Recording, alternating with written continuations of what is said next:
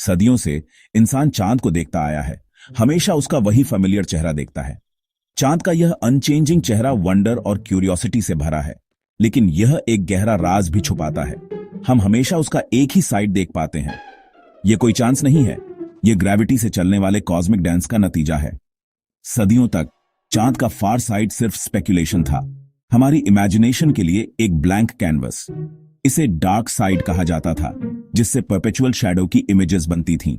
लेकिन सच्चाई कहीं ज्यादा फैसिनेटिंग है। चांद के दो चेहरे ग्रेविटी की शक्ति की कहानी है, जो एक हेमिस्फीयर को पृथ्वी की ओर लॉक करके रखते हैं।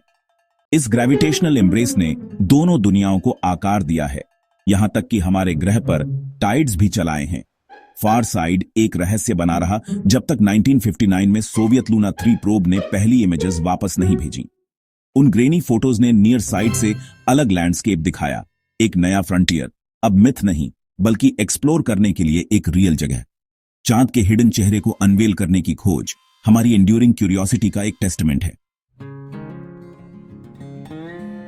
हम हमेशा चांद का एक ही चेहरा इसलिए देखते हैं क्योंकि टाइडल लॉकिंग होती है।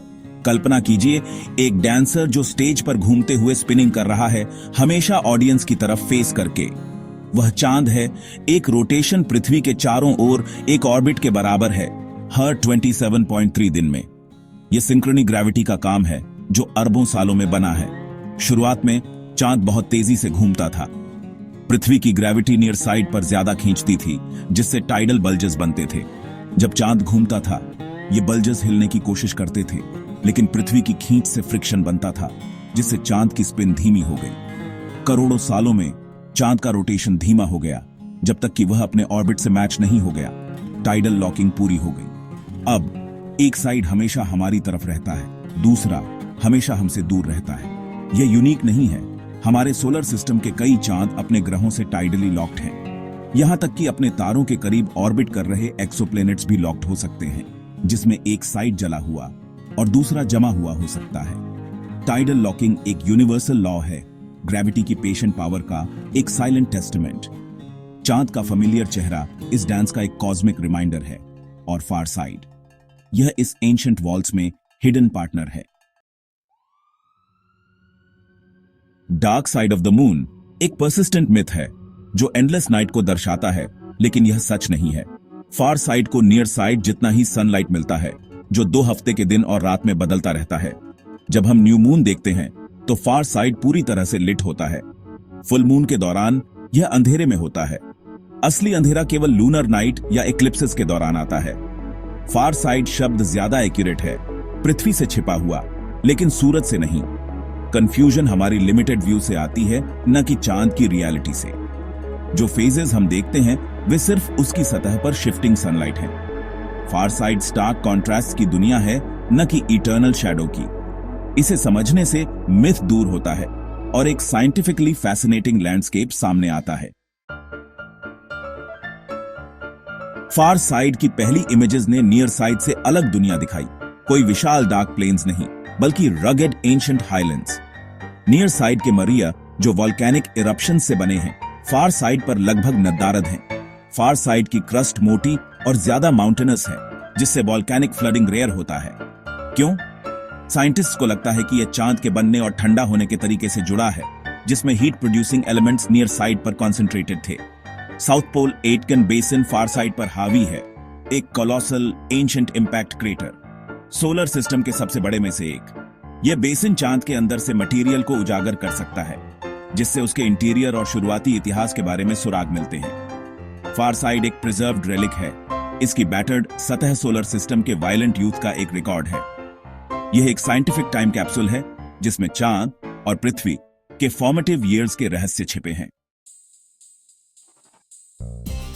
हिडन फार साइड ने वाइल्ड स्पेकुलेशन को बढ़ावा दिया है। एलियन बेसिस, सीक्रेट सिटीज और लॉस्ट सिविलाइजेशंस। कुछ लोग अपोलो के रेडियो साइलेंस को सबूत के तौर पर बताते हैं, लेकिन यह सिर्फ फिजिक्स है। चांद रेडियो वेव्स को ब्लॉक करता है। ग्रेनी फोटोज ने स्ट्रेंज स्ट्रक्चर्स की कहानियों को जन्म दिया, लेकिन ये लाइट और ह्यूमन इमेजिनेशन की ट्रिक्स हैं। हाई रेजोल्यूशन मैपिंग ने केवल क्रेटर्स, माउंटेन्स और डस्ट का खुलासा किया है, किसी भी आर्टिफिशियल चीज का कोई सबूत नहीं।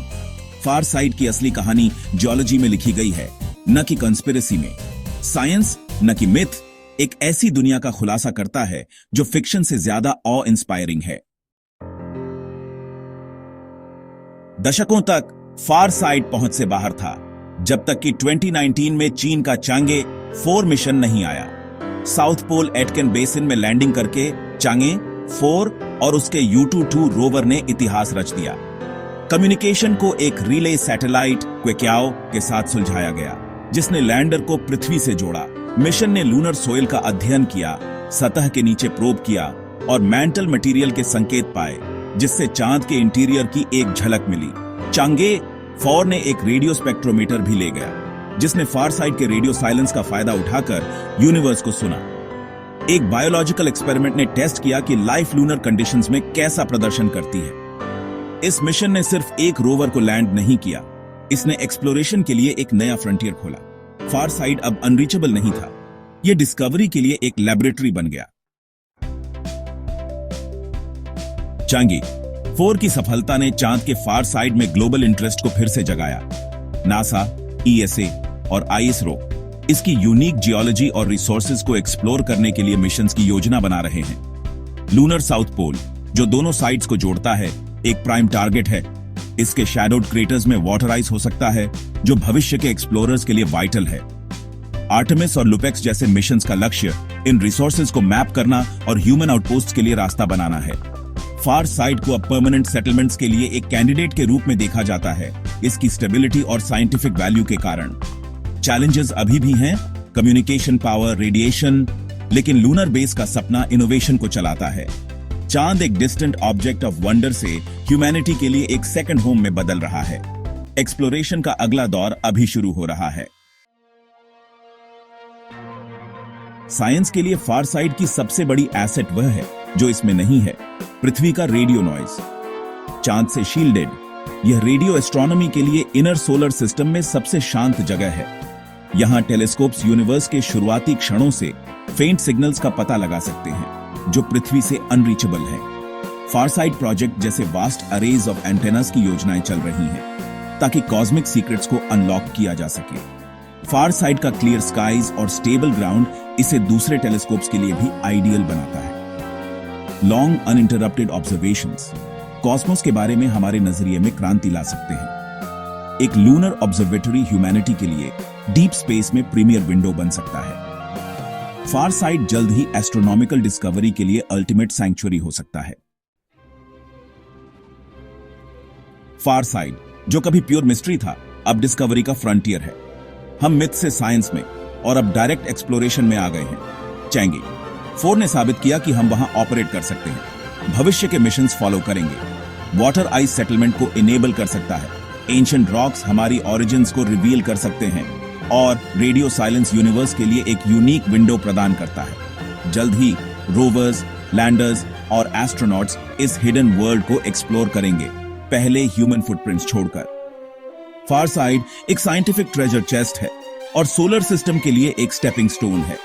जब हम वह नेक्स्ट जायंट लीप लेंगे, तो हम कौन से रहस्य उजागर करेंगे?